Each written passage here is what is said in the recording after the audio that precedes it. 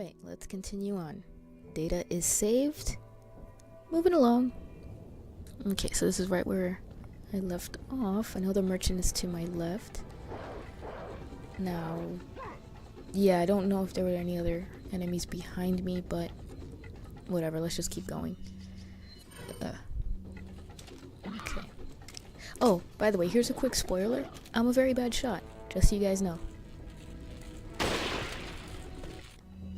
But it's nice that Leon has a very steady aim with that sniper rifle. The only more like unrealistic aim I've seen is in Call of Duty, but yeah, that's for another time.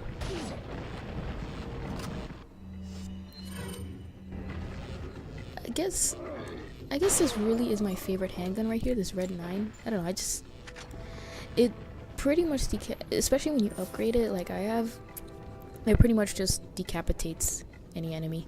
It's pretty nice. It's pretty cool. Now, I don't know how to get, there's something up there, I think it's like cash or something, but I really don't know how to get up there, so I'm just gonna go in here. Can't remember what this part's all about. Ooh. Okay. This just became Silent Hill for some reason. This is actually a genuinely creepy, like, area. Kudos to them. And see, I've always said this about horror games and kind of horror things in general. For me, my philosophy in terms of making something very scary and very unsettling is less is more. When people try too hard, like they go over the top with like ridiculously scary music or music they think is scary, it actually takes away from the atmosphere. But if you have like silence or just like a very unnerving like repetitive sound repeating over and over and over again, I think that does a lot more than something that's over the top. Like I know Akira Yamaoka, especially in the first, well, pretty much in all of the Silent Hill games, in all of the good Silent Hill games I should say, I think he did a very good job of making some really, really creepy, like they called it like industrial type music, I guess that was the right term. I'm not sure if I'm just mixing that up with something else, but like there's all these like noises in the background, and it just oh god, just really, really, yeah. What was he doing in there? He was doing some rotisserie chicken. I don't know. Okay, how did he see that grenade in there? I don't know. I like how he says, man, it's dirty, after he reached his hand in there, probably contracted every waterborne disease known to man just to get a grenade, and now he decides to have some standards. Nice job, Leon. He's probably related to James Sunderland. Oh, you know, I'm starting to remember what this part's all about. See, bits and pieces of this game, because this game is rather long, I honestly think Resident Evil 5 is a little shorter than this. It feels shorter. For all I know, I might be wrong. It might actually be longer in terms of the campaign. But this game just feels very, very long. It could be because, you know, it's a single player game. I don't know. But anyway, there's like bits and pieces that I really don't remember. Like I don't have this game memorized like, say, you know, Parasite Eve or Resident Evil 2 or something like that. Much shorter games. Like I know the sequence of events, but there's just some parts that escape me. I don't know why. Oh, hello. I keep having this habit of like shooting the enemies in the head, and I kind of don't really want to do that. For that reason right there. Oh my gosh. I think there's another guy standing back there too. I didn't even see him before. Spray and pray. That's my tactic. But I don't know if I said this before, but like speaking of like horror games, I'm not really such a fan of Dead Space. It's an okay game. It's not a bad game, but it's just me being incredibly picky as a gamer. It's okay, I just really couldn't get into it that much. Gosh, this guy die already.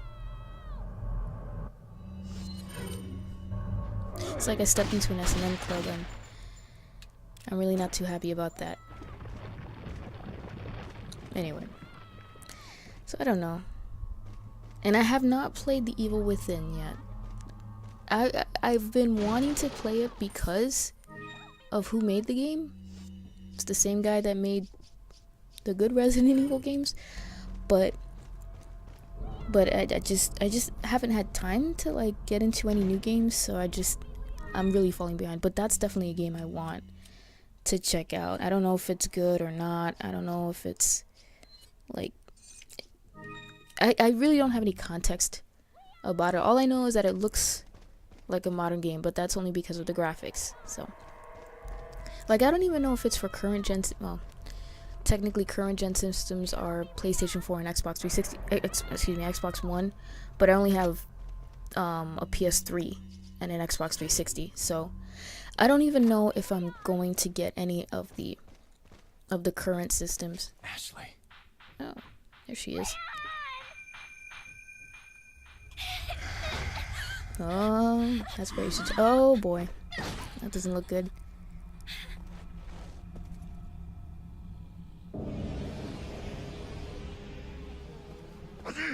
Okay, wait.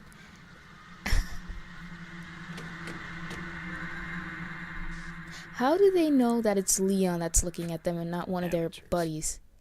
Just hang in there, Ashley. I'm coming for you. Okay, that's one thing right there. So that's where Ashley is. One. And two, what are they doing locked up with her? Shouldn't they just be standing guard outside of where she's locked up in?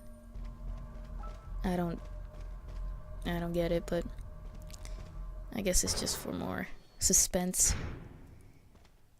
I guess that's just a way to urge the player to find Ashley a little quicker. It doesn't work for me. It really doesn't. So this is good. There's a merchant here, so I don't know if there's anything I can sell him right now. And by the way, yeah.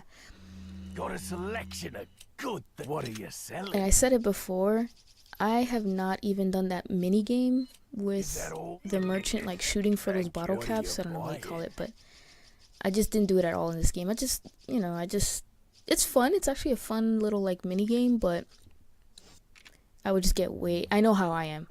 I would just get way too distracted by it to actually. Then this 30 video or so let's play will become like a 51. Is that all, stranger? Alrighty, so this is custom, completely upgraded. This I'm upgrading for the ammo. Not that I'm lacking ammo, but I just like the fact that I can get free ammo by doing this upgrade. And also so it can hold more, so that way I have more space. Thank you. So I think that's all the business I needed to do with this guy. I've seen like a running theme here. I don't know if it's just because of this let's play, because of my particular weapon loadout, or if it's just a general thing, but in terms of the ammo types, I've always gotten, throughout this let's play, I've gotten a lot, oh my god, I've gotten a lot of handgun ammo, of course, rifle ammo, and that might be it. I didn't really, to me, I felt like I was running a little low a lot of the time with the TMP ammo and the shotgun ammo. So I don't know if that's a factor of which weapons are fully upgraded. If you fully upgrade a weapon, you get less ammo for that. I guess that would make sense, just because then it would be it would just be too powerful and it wouldn't be much of a challenge. So if that's the case, that's actually kind of cool. I kind of like that. But it's just, just an interesting observation. Okay, this is actually really funny right here. They keep opening and shutting the door like this is a kid's game. That's pretty sweet. I have all these bells and whistles going off. It's my phone. I do apologize for that. Oh my gosh. Yeah, who's the genius that keeps opening and shutting this door? First of all, it would be more effective if they just rush into this room, because there were quite a few enemies in this area. No, instead just single file and just line them up so I can shoot them. I think there's like, is there somebody there? He is.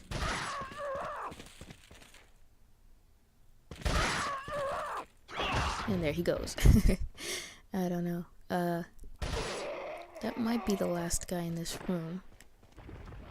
You know what I also noticed too? I was just, again, this is the HD version and I'm playing it on PlayStation 3.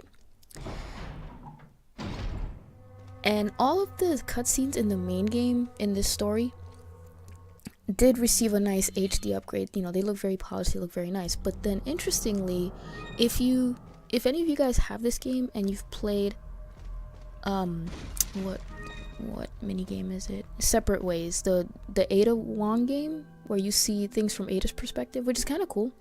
That always seems to be a theme that they have with these Resident Evil games.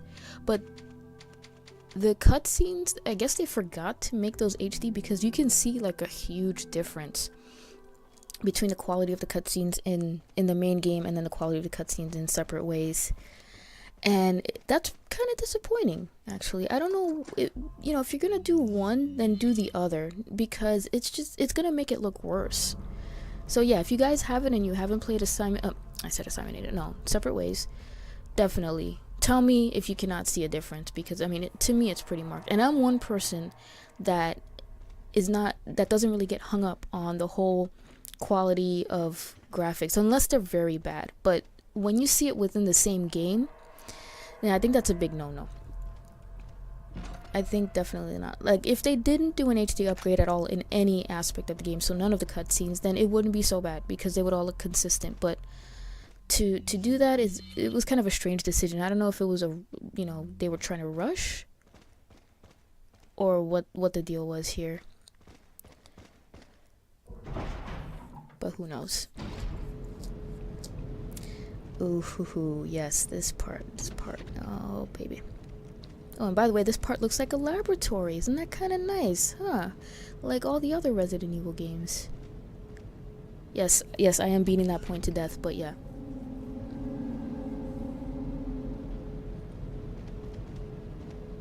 That's kind of awesome. I think that right there is easily the creepiest enemy in the game for me. Genuinely creepy. And I think what makes it creepy is not the enemy itself, it's the noise it makes. You'll hear it rather in a moment, but my gosh, definitely a good job. And like with any pretty cool, innovative enemy, they only used him in one freaking game. I would have liked to see a regenerator in the 5th game. I don't think that, spoilers, they don't have him in the 5th game. This is a nice puzzle. This was the last Resident Evil game to have puzzles, is that right? No, Resident Evil 5 had like one puzzle. And then that was it. Aw, Lewis. Specimens. There you go, this is their intro right here.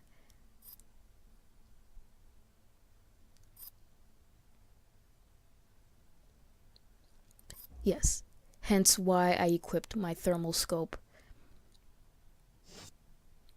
I'm sure there's a way to kill them without the thermal scope. It's just more difficult. Like, you just have to like blast them, I think, with a very powerful weapon. Probably a rocket launcher will do. Oh boy, there it is. But why would you want to waste? These enemies are really simple to kill. There you go.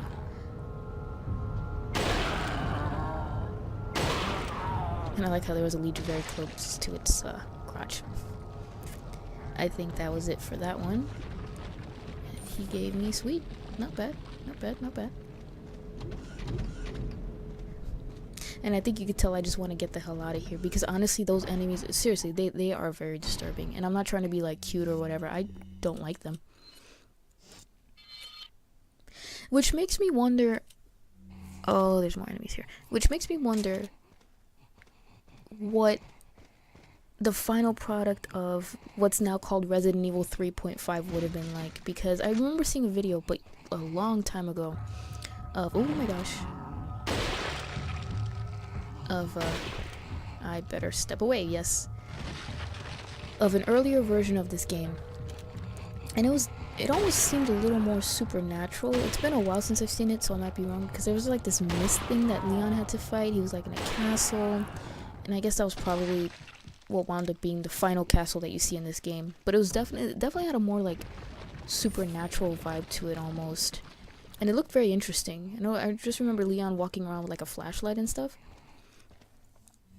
And what could have been. It's the same story with Resident Evil 1.5, which is what they call the early build of Resident Evil 2 now, which looks pretty awesome. It does. Don't get me wrong, I love Resident Evil 2, and that is my favorite, not only favorite Resident Evil game, but my favorite game. I love it. It's amazing now.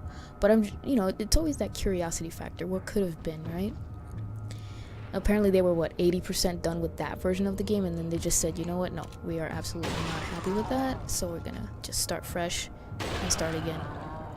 But man, if you can make a game like that and then start over and then make a game like Resident Evil 2, that's a hell of a lot of talent.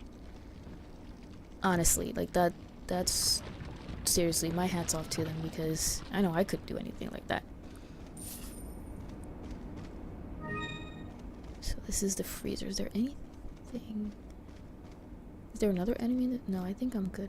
You can see definitely kind of a little more hesitant in here, because honestly, these enemies, whoever, please give that person a raise, whoever made those enemies, because he or she did a pretty awesome job. What the hell is this? Oh, just realized what this was. Oh, but I can use this card reader a la Dino Crisis. By the way, Dino Crisis, freaking awesome game, and I love that game, and I think I've only beaten it once. I get so lost in Dino Crisis. It's a good game, but one criticism one critique I'd like to give about it is it's all in the same area. At least with the different Resident Evil games, you go from area to area to area. Like with Resident Evil 2, for example, you spend a lot of time in the police station, but then you eventually go into the sewers and then the lab at the end, right? So at least you get a change in location. But Dino Crisis, it's pretty much you're in the same facility. You go to different areas in the facility, but a lot of it's just kind of gray walls and stuff like that. And so it gets a little kind of monotonous. But I do like the puzzles in Dino Crisis. They're pretty awesome. Faint unpleasant smell, sound. Getting my senses mixed up. Does that ever happen to anybody? There's like a term for that, right? Synesthesia or something like that. Like that's never happened to me. People can smell sounds or something like this. Like some weird thing. I guess the closest thing I've ever experienced to something like that is when I listen to certain music, if I close my eyes. But I think it's just imagination. It's not synesthesia or anything like that. I just visualize certain very abstract things. Like that just happens to me with trance music, but I guess it's just a factor of the fact that it's trance music. And this went to a very philosophical kind of discussion, but this part right here is just comical. By the way, I've never been good at these stupid claw machines. I have spent, and I hate those claw machines that have like iPods in them, like really expensive electronics, because they make you waste so much money. They make you think you're gonna win it. You're gonna win it this time. I think I spent more money trying to win an iPod than I would have spent if I would have just bought the iPod. Look at this. I love this guy right here. But I did miss him, so I guess his strategy worked. It paid off in the end. And I think he's coming this way, so I think we're good. And this is another thing to me that's somewhat reminiscent of a crane puzzle in Dino Crisis. I keep talking about Dino Crisis a lot, so there's a little hint as to what one of my Let's Plays is gonna be. Woohoo! Look at this guy right here. And I love these double hinged doors, by the way. Awesome.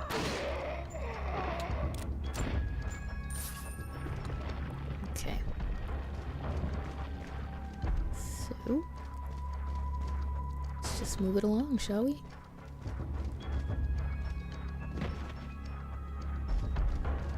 I thought there would be more enemies popping up in this area, but I guess they learned their lesson.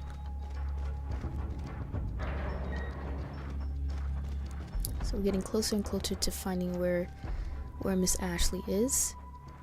And is there an enemy in the area? Not sure. Okay, but that'll have to wait until next time. Bye!